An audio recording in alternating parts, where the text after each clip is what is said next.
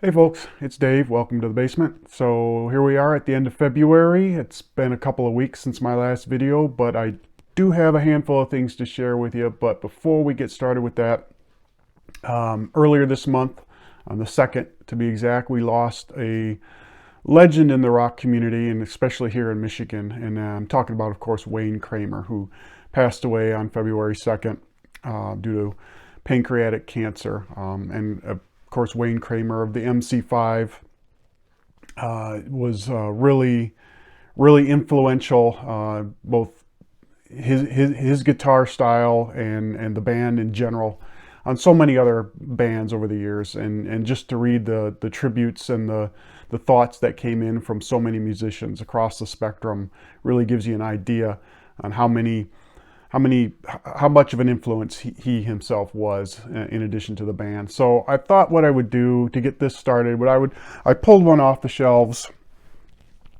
This has been in the collection for a while, and this is, of course, the debut album from the MC5, Kick Out the Jams. Came out in 1969 on Elektra. This, however, is a 2017 reissue on Third Man, which, I mean, an original in good shape, forget about it in terms of, especially around here, in terms of price and quality. If you even find one of in a decent condition, it's just gonna set you back way too much. But yeah, this is an iconic album, recorded over 2 nights, Devil's Night and Halloween, in the Grandy Ballroom here in Detroit. And actually, for what this album is and just what it represents, it reached number 30 on the Billboard charts. And it really, in the MC5 in general, really weren't about musicianship or as so much as they were about just unrestrained energy and aggressiveness, and that really comes out on this album, especially when it starts with just a killer cover of Jerry Lee Lewis's Ramblin' Rose. Great tune. And then there's the iconic title track with that just legendary intro, Kick Out the Jams, which that's just a classic. That song actually cracked the top 100, I think, in the Billboard charts. But yeah, like I said, this album is all about energy. It's all about just aggression and just raw attitude, proto-punk sort of attitude, and maybe you could argue proto-metal, as it were. But yeah, it's just a great album. For me, though, despite how overall this is so great, to me, my favorite track was Motor City Burning. Second track on side 2. It's just their blues influence really for the band really comes out on this track, and it's just a really great song, and deals with that the kind of the raw emotion and the thing that was going on because of the riots that had happened in Detroit the year before. It just kind of captures that anger, and just puts it. I mean, it just really just reflects on that in a really great way. So yeah, this is a great album. If you don't know the MC5, I mean, or I'm sure you've heard of them, but if you don't know much about them or their music, this is the best place to start. Is the starting point. Now they would go on their albums after this. There's only 2 more. They definitely matured as musicians and songwriters, but just to capture the essence of what the MC5 is, this is the best album in my opinion. So yeah. 1969's MC5's Kick Out the Jams. All right, so I came across this next artist while searching through YouTube for modern or newer, or newish to me anyway, synthwave. And I found this singer from New Zealand, and this is her 4th and most recent album. This is Lady Hawk's Time Flies. Came out in 2022 on BMG. And yeah, so like I said, she's from New Zealand. Her real name's actually Pip Brown, but she took Lady Hawk as her stage name, and she took that from the movie Lady Hawk with Rutger Hauer and Matthew Broderick, and that's one of my favorite movies. So right away she's already got scored points. And so yeah, this is on sort of a purplish, grayish sort of vinyl. Anyway, so like I said, her fourth album, it's, from what I heard, the clips or the videos that I watched on YouTube, it struck me as this modern pop mixed in with that 80s synth sort of root quality to it, and so it definitely is something I enjoy. It's not really something that I can't pinpoint one real thing about this album. It's like really mellow but uplifting at the same time, if that makes any sense. The tracks that stood out to me and the ones that really got me to buy this album were My Love, which is one of which is lead off track and one of the more catchier tunes overall on the album, and Mixed Emotions, which has really good energy, great chorus. But like I said, overall, it's I can't really pinpoint much that sets one thing apart from the other. It's just a really good album. I just enjoyed it. I'm definitely a fan of Lady Hawk now. I'm gonna take a look at her previous albums, and definitely going to be a follower for hers from now on. So if that's something that sounds like it's interesting to you, sort of that 80s inspired modern synth pop, this is an album worth checking out. So yeah, this is Time Flies by Lady Hawk. And this next one I actually got on as a Christmas gift from my son, but he got it on Amazon. And it was, when I got it out, cleaned it, it seemed to be fine, put it on the turntable, and it's had this massive warp that I just somehow didn't notice initially, and it was just unplayable. So I had to send it back, get a replacement. So now finally got it back, got it replaced, got it cleaned up, got it listened to. And yeah, this is just a fantastic album. And this is Halo by Amorphous. And this is their 14th studio and most recent studio album. Came out in 2022 on Atomic Fire, I believe. Yep, Atomic Fire. And for those of you who don't know, Amorphous is a Finnish progressive death metal band. I have been a fan of theirs since the late 90s when I first came across the My Cantel EP. And they started life as pretty much a straightforward or traditional death metal band, and then around My Cantel they started bringing in some more of those progressive elements, and then they achieved greatness with their Tuonela album, which was they went in a gothic metal route, which that's just a fantastic album. That's my favorite of theirs. Right after that, they really ratcheted up the progressiveness. They almost went jazz fusion on Am Universum, which is kind of out there. And so it's sort of been a kind of a winding road of influences with these guys. But through it all, they've developed this core sound, if you will, and it's here in spades on this album. So let's try to work through this here. So it's a gatefold. It's a double album, or double LP, I should say, on black vinyl. Here's labels are all pretty much the same. And like I said, this really, if you don't know Amorphous, and here's here, if you don't know Amorphous and just want to check them out, I think this is a great album to get started with. For me, some of the highlights here, this is the band there, of course. Some of the highlights here are, let's see, On Dark Waters. Yeah, On the Dark Waters. That's a track you want to check out, because it really showcases what Amorphous is about. There's the harsh and clean vocals. There's the proggy synth that's weaved throughout the song. There's the Eastern melodies. That's another kind of core element to Amorphous's sound. Is this they really try to wrap in some Eastern elements throughout all of their albums, Eastern melodies throughout all of their albums, and definitely is there in spades on that song. And of course the melodic guitar harmonies are just phenomenal. So that's a track, On the Dark Waters. If you don't know Amorphous, check that track out. That basically, in a nutshell, is what the band is about. Another good song on this one is where'd it go? A New Land. Again, it's very similar to On the Dark Waters, but this time there's more of a Viking theme, which they have tended to do recently. Introduce a lot more of that Viking or lore and mythology to their lyrics anyway.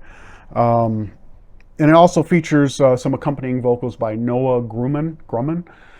She's a singer from Stardust and Soul Enema. So that brings another element to it, to their sound, which is it just all works. It really does. And then of course the title track is another great one.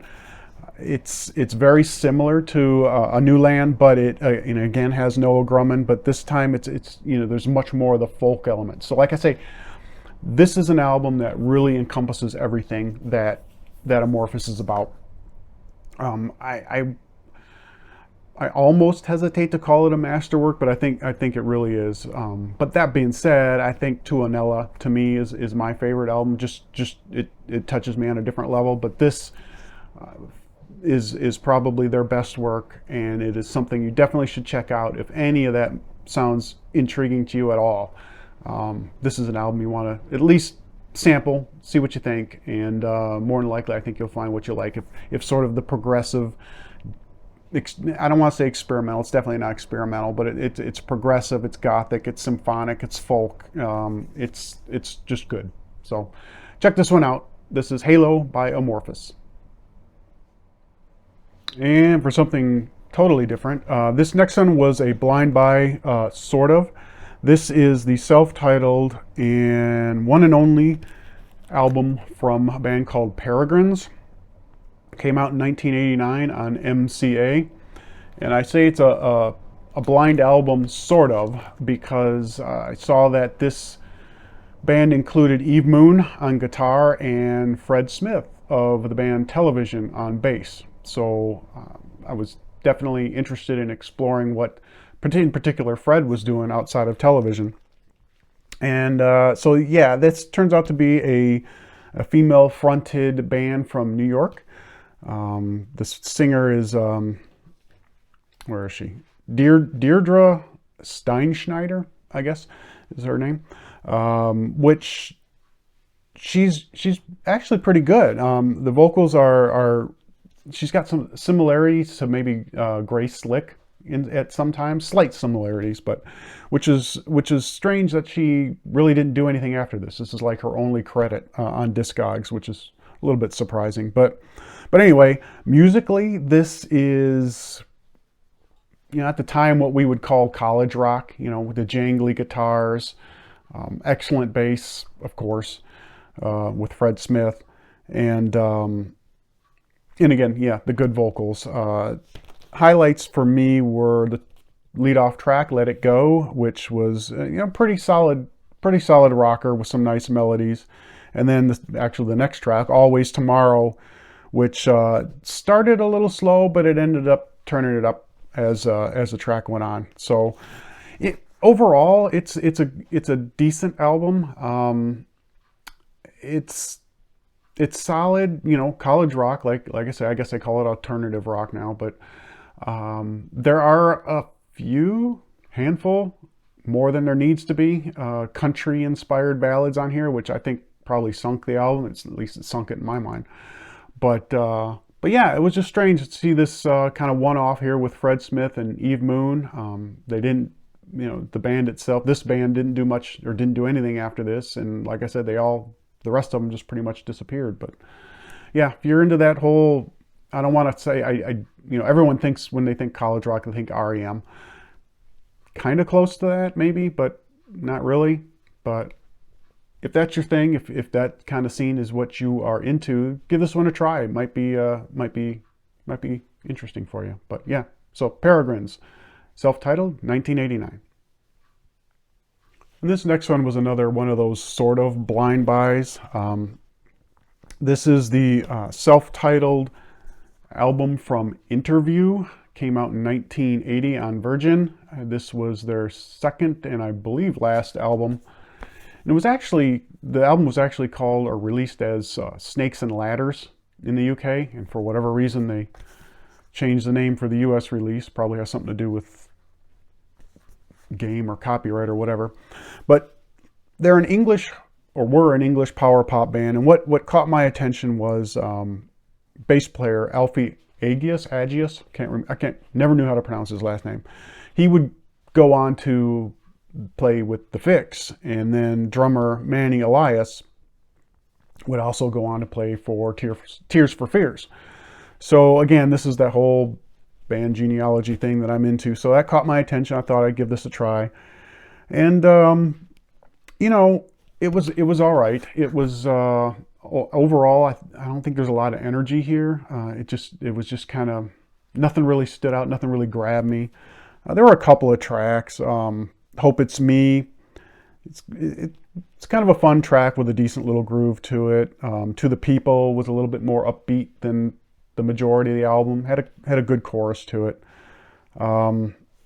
Until I Hold Her, which is the very last song on the album, was a nice bluesy track with a good groove, nice bass, but it just, overall, this just wasn't a very interesting album.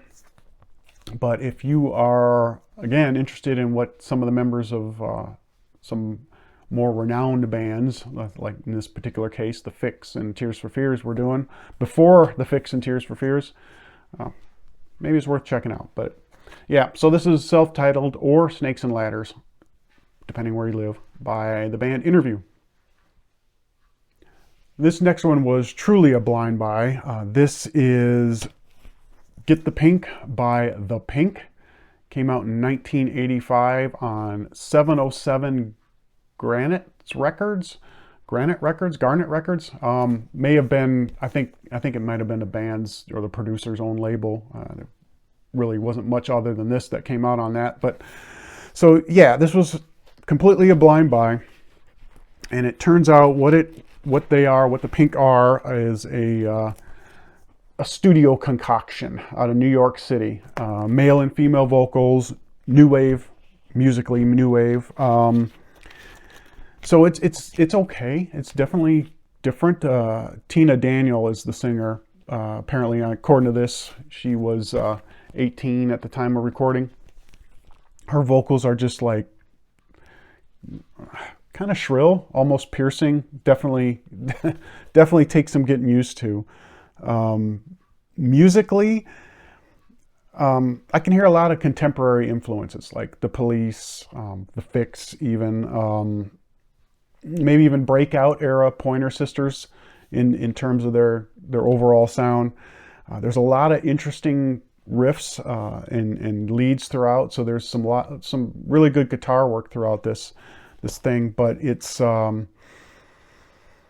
better than I expected, but it's definitely not great. Tell Me Something New, the second track on the first side, is it's kind of a danceable track. It's got a groovy synth to it. A killer guitar solo. That's kind of a highlight or a strength of this entire album. There are some nice vocal harmonies, despite the whole shrilly kind of thing. But like I said, it's good, but not great. It's better than what I expected.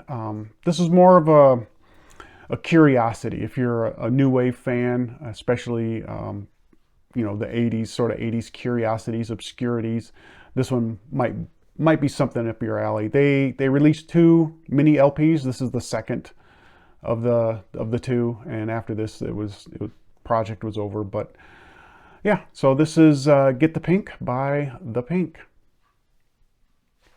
This next one needs very, very little introduction. This is from 1981, and it is Denim and Leather by Saxon. This is their 4th album. Came out on Carrera Records, of course. And this is just, this is right in that wheelhouse of 80s era Saxon. To me, they're golden period. And so yeah, like I said, this is their 4th album. It's really strong, really great. This was actually the last one with drummer Pete Gill, if I'm not mistaken. He suffered a hand injury after recording this album. Maybe it was on the tour or after the tour. Anyway, this was the last album that he recorded with Saxon, and but he was all right. He would later resurface with Motorhead. But for me, you know, this has Princess of the Night, which was recently, I don't know, a few years ago, I don't know, time flies, was reissued on single for Record Store Day. I got a copy around here somewhere. But yeah, that's just a heavy driving track. Of course, it's about a steam locomotive of all things, so that kind of makes sense. Another good one on here is Midnight Rider, which is about their North American tour, previous North American tour. It's a decent rocker with a pretty cool riff on it. And of course, my favorite track on the song is the title track, Denim and Leather, which is just a metal, total metalhead anthem. Or if you're kind of the generation I was at that time, more of a burnout anthem. But anyway, yeah, Denim and Leather by Saxon. Another fantastic album of theirs, and that, like I said, the golden era of the 80s. Not my favorite. That's still Crusader. I'll probably always will be, but definitely a solid album. And finally, another one that I stumbled across on YouTube while looking for synthwave. This is the self-titled debut album by a band called Moonbow. Came out in 2018 on Soul Step Records. And they are a husband-wife, male-female duo out of Cincinnati. Synthwave, obviously. So if you're a fan of the Stranger Things soundtrack, if you dig that whole 80s synth vibe, this is going to be an album for you. These guys are totally rooted in the 80s, but with plenty of modern pop elements to their sound. So yeah, I really enjoyed this. This was really an excellent album. What highlights for me were, let me flip this over so I can remember. In Love. The lead-off track sounds like it's right out of Stranger Things. It's kind of haunting yet uplifting at the same time. You get what I'm saying? If you watch Stranger Things, you know what I'm talking about. Complicated is more of a modern pop track with, you know, still got the 80s elements, but it's definitely more updated and more contemporary. Very nice vocal harmonies on that one. Sweet Thoughts, I just love the synth on that one. That was a really strong track. And the same thing goes with the last track on the album, Lover Fighter. Just that synth is just kind of like enveloping. It's I don't know. This is just an excellent album. I really enjoyed this one, and if that's your sound, I think you should check these guys out. They have one or two other albums. I can't remember. I know they've got one either has just come out or it's on its way out. Check out their Bandcamp for more information on that. But yeah, if you're a fan of modern synth pop with that call back to the 80s along with keeping things contemporary, check out Moonbow. I think you'll be pleased. And that'll wrap it up for the vinyl update for February. I really appreciate you sticking with me, and I hope you saw something that maybe you want to check out or learn more about, or maybe you know and enjoy, or maybe even hate. If any of that rings true, go ahead and leave me a comment. I'd love to hear from you. I'd love to chat about it a little bit. And while you're at it, maybe if you enjoyed what you saw, click that subscribe button or give me a like. Appreciate either of those. So until next time, I hope you take it easy, and we'll see you soon. Cheers.